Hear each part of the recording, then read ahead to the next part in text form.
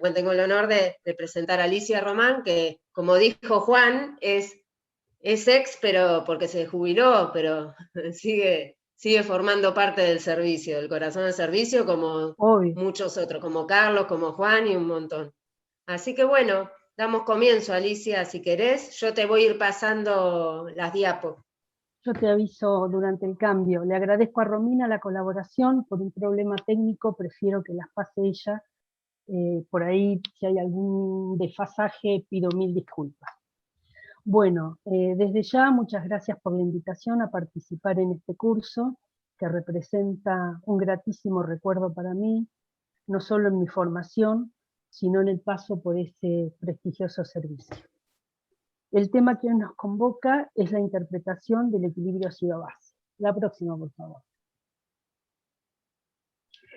Para comenzar, voy a solo mostrar un caso clínico descrito a la izquierda de la pantalla con los valores de laboratorio y nuestra futura interpretación. La próxima, por favor. Aquí está la interpretación de este caso clínico y el complemento del diagnóstico final del mismo. El próximo es otro caso clínico, la próxima. Esta es la interpretación y el diagnóstico final. La próxima. Bueno, en definitiva, se trata del pH.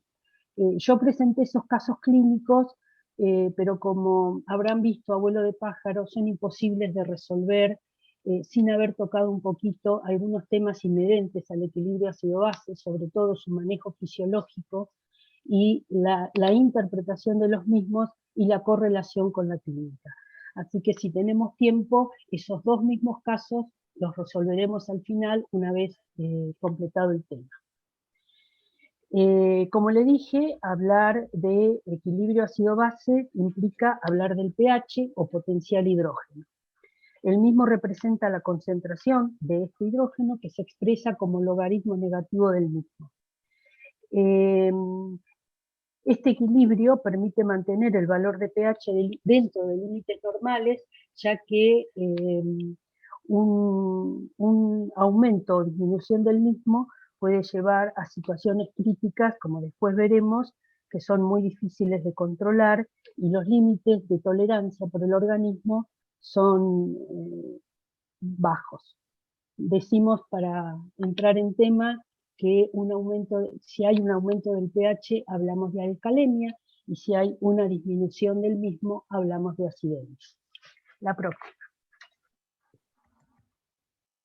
Este equilibrio es pura y exclusivamente para mantener el valor de pH en 7,42 más menos 0,04, y está a cargo del aparato respiratorio y del riñón. Siempre y cuando ambos sistemas estén en situación saludable. ¿Cómo lo va a hacer el riñón, el aparato respiratorio? Eliminando o reteniendo el dióxido de carbono. Y el riñón lo va a hacer eliminando o reabsorbiendo o formando a partir de nuevas sustancias bicarbonato. La siguiente. Bueno, este mecanismo de amortiguación o buffer no solo está a cargo del aparato respiratorio y renal, sino también a nivel extra e intracelular. Los dos primeros mecanismos son los que se ponen en marcha a los pocos minutos de censado el desequilibrio. Lo hacen a partir del ácido carbónico y el bicarbonato, en el caso del equilibrio extracelular, y el intracelular, que puede equilibrar un mayor porcentaje, cuenta además con los aminoácidos y los fosfatos, por ejemplo. Con respecto al aparato respiratorio, ya mencioné que se encarga del control del dióxido de carbono que se produce por el metabolismo celular, que a lo largo del día es de aproximadamente 70.000 miliequivalentes. Y el riñón lo va a hacer a través de la reabsorción, regeneración y eliminación de bicarbonato y ácidos fijos. La siguiente, por favor.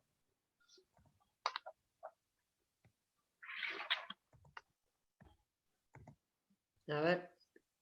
Sí, Mirá que no sé por qué no me pasa. Ya va, ¿eh? Ahí está. Bueno, como dijimos, el primer mecanismo de amortiguación lo hace el aparato respiratorio, que es un poco más rápido que el renal, pero más lento que el equilibrio celular e intracelular. Como les dije, el producto del metabolismo celular en el organismo son de 70.000 miliequivalentes de dióxido de carbono al día, estando en reposo. En ejercicio aumenta y si existe alguna condición patológica, mucho más. Ese dióxido de carbono no circula disuelto en sangre, circula dentro de los glóbulos rojos. Solo un 5% circula en esta condición, o sea, disuelto. El producto del metabolismo celular, entonces, es el ATP, que se utiliza como energía, el dióxido de carbono y el agua. El agua es eliminada por riñón. La asociación intracelular del dióxido de carbono y el agua a través de la anhidrasa carbónica genera ácido carbónico, y el ácido carbónico, que es inestable, se disocia en hidrogeniones y bicarbonato. La siguiente. Bueno, ahora vamos a explicar, y espero no aburrirlos, pero nos va a servir mucho para interpretar los desequilibrios del estado ácido-base, cómo es la compensación renal, porque su falla es la que ocasiona o no puede corregir estos desequilibrios. Lo primero que hace el riñón es reabsorber el bicarbonato. La sangre ingresa por la arteriola aferente, se reabsorben el 85% del bicarbonato filtrado y el 15% es eliminado. Esta reabsorción del bicarbonato está estimulada, por supuesto, por la acidosis intracelular, cuando disminuye el líquido extracelular y cuando hay hipercapnia. ¿Y cuándo va a disminuir la reabsorción de bicarbonato? Cuando hay alcalosis celular, cuando hay expansión del líquido extracelular o cuando hay hipocapnia. La siguiente. El otro mecanismo de regenerar bicarbonato por parte del riñón es a través de un aminoácido que se denomina glutamina. La glutamina ingresa a la célula tubular, se libera de su grupo amonio y libera ácido oxalacético que ingresa al ciclo de Krebs. Eso por un lado. Por el otro dijimos que producto del metabolismo celular y a través de la anhidrasa carbónica, el agua y el dióxido forman ácido carbónico que se disocia en hidrogenión y bicarbonato. Este hidrogenión pasa a la luz tubular y se fija al amonio, que de un amonio terciario pasa a un amonio cuaternario. A su vez, circula por la luz tubular cloruro de sodio. El cloruro de sodio no circula como tal, sino disociado, en cloro y sodio. Este sodio lo vamos a intercambiar con la célula tubular por el ion hidrógeno. Y el cloro se va a eliminar asociado al amonio cuaternario, y esto es lo que nosotros llamamos amoniogénesis. Parece un poco pesado, pero es una situación a entender porque cuando existe insuficiencia renal se produce acidosis metabólica que el riñón no puede resolver y acude a otros mecanismos. Antes de seguir, me faltó que dejé el sodio ahí solito, el sodio que se absorbió hacia la célula tubular es eliminado al capilar junto con el bicarbonato y así el mismo es recuperado. Es el otro mecanismo que tiene el riñón de generar recuperación del bicarbonato y es a partir de la formación de ácidos que nosotros llamamos acidez titulable.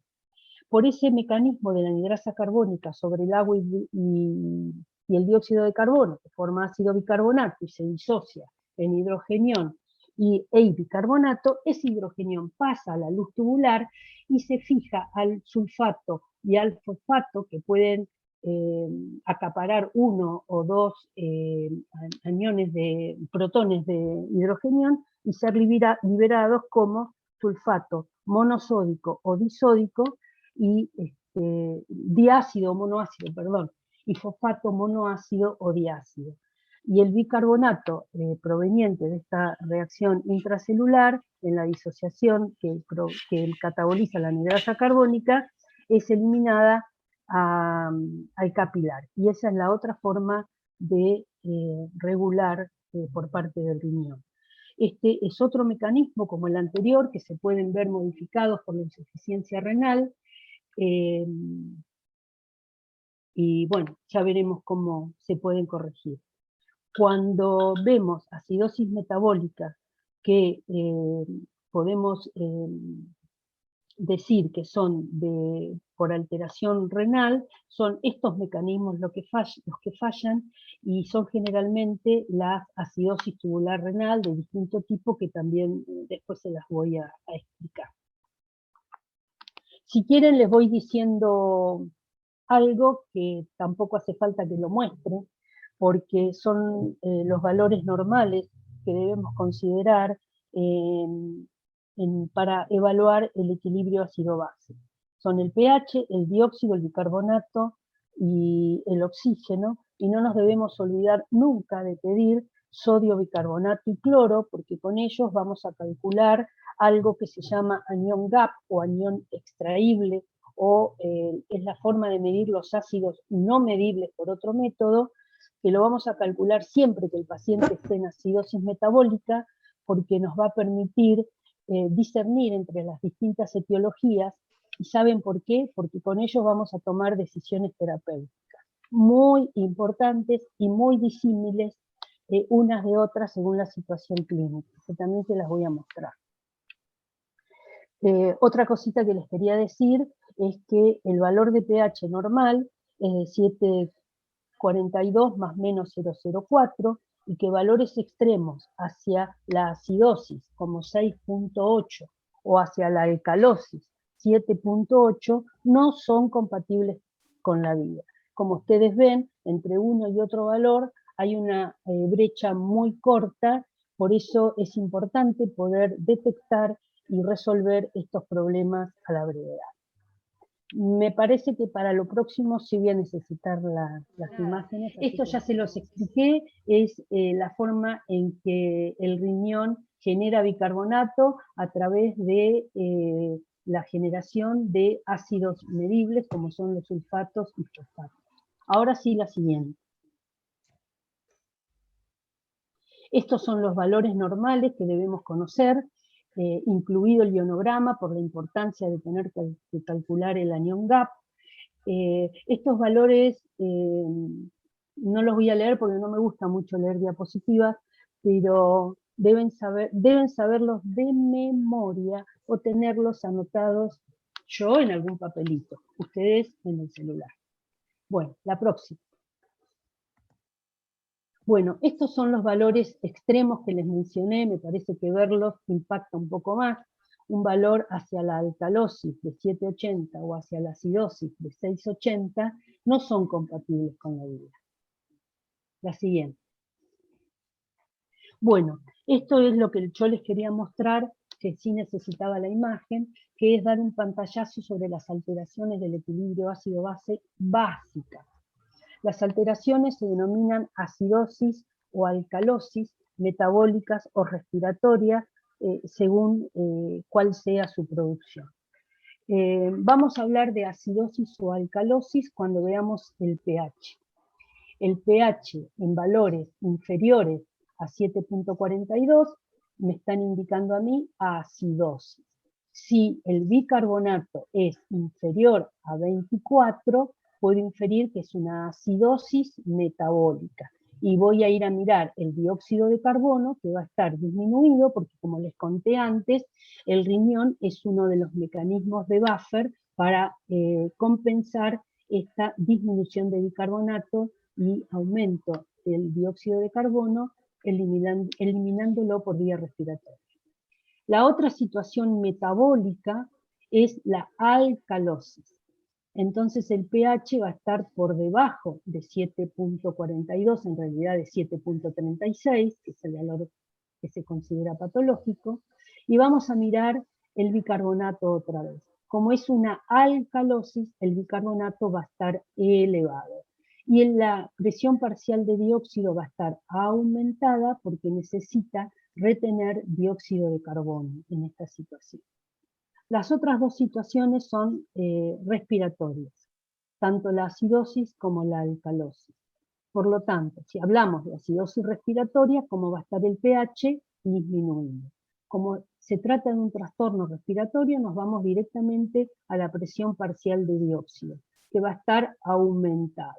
¿Y cómo va a estar el bicarbonato en esta situación? Aumentado, porque está tratando de compensar esta situación. En la alcalosis respiratoria, el pH va a estar elevado y la presión parcial de dióxido va a estar disminuida, este paciente hiperventila, y el bicarbonato va a estar disminuido para compensar esta alcalosis respiratoria. Como les dije, estos valores representan alteraciones básicas puras, y es muy, lamento desilusionarlos, pero es muy difícil que encontremos estos estados metabólicos tal cual los acabo de mencionar. Lo que vamos a ver es combinación de todos estos trastornos entre sí, tanto metabólicos como respiratorios, tanto acidosis como alcalosis. Veamos la próxima imagen.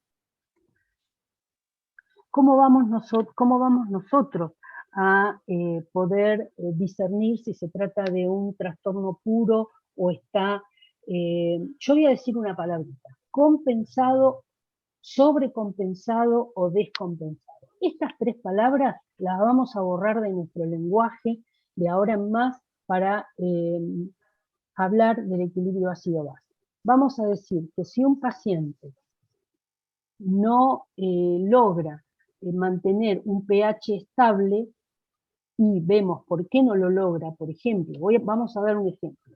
En la acidosis metabólica, por cada miliequivalente que cae el bicarbonato, el dióxido de carbono debería caer 1 milímetro de mercurio. Si esto no se logra porque no cayó lo que deberíamos, hablamos que tiene a la acidosis metabólica asociada una acidosis respiratoria.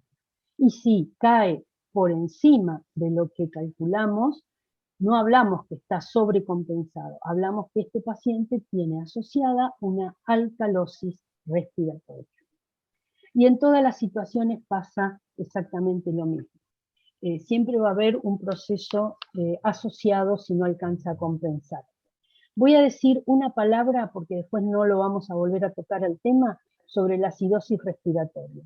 Este es un paciente que llega con insuficiencia respiratoria. A este paciente hay que ventilarlo. Los papelitos con el estado ácido-base lo vamos a dejar de lado para cuando el paciente esté compensado. Con respecto a la alcalosis respiratoria aguda, también voy a... Perdón, a la alcalosis respiratoria crónica también la voy a aclarar ahora porque no la vamos a volver a mencionar. Es muy difícil de hallar, no la vamos a encontrar prácticamente en nuestra práctica diaria, porque también es muy difícil que un paciente esté hiperventilando en forma crónica. Es imposible. Con respecto a la alcalosis respiratoria crónica, este tema sí lo vamos a desarrollar un poquito más extenso, y quiero que sepan una cosa, que no nos tenemos que enloquecer por compensar a este paciente, porque él mismo tiene su centro respiratorio adecuado a una hipoxemia, hipercapnia y pH ácido. Entonces, no tomemos medidas drásticas para tratar de llevar a este paciente a valores normales. Con respecto a la alcalosis respiratoria aguda, también la voy a mencionar, tiene muy pocas causas de las cuales podemos estar enfrente, como por ejemplo, las más comunes son las causas psiquiátricas. Para no decir psiquiátricas, diríamos trastornos del estado de ánimo, donde los pacientes hiperventilan. Entonces, esta situación requiere más un tratamiento por parte de salud mental que por nosotros. No nos podemos olvidar de los trastornos neurológicos que actúan sobre el centro respiratorio o de la intoxicación con aspirina. Quiero decirle algo sobre la aspirina, porque acá la encuadramos dentro de la alcalosis respiratoria aguda, porque lo primero que hace el ácido acetilsalicílico es actuar sobre el centro respiratorio aumentando estimulándolo y aumentando la frecuencia respiratoria. Y otra cosa que no nos debemos olvidar es que la cirrosis, o sea, un trastorno hepático, también produce alcalosis respiratoria. La siguiente. Yo les muestro este cuadro que también sirve para poder ver si nuestro paciente tiene su alteración compensada o no, o se asocia con otro disturbio. Este es mucho más fácil de calcular en la práctica y es el que, por lo menos en mi época, en el servicio de clínica, es el que utilizábamos. Siempre lo debemos tener a mano. La siguiente.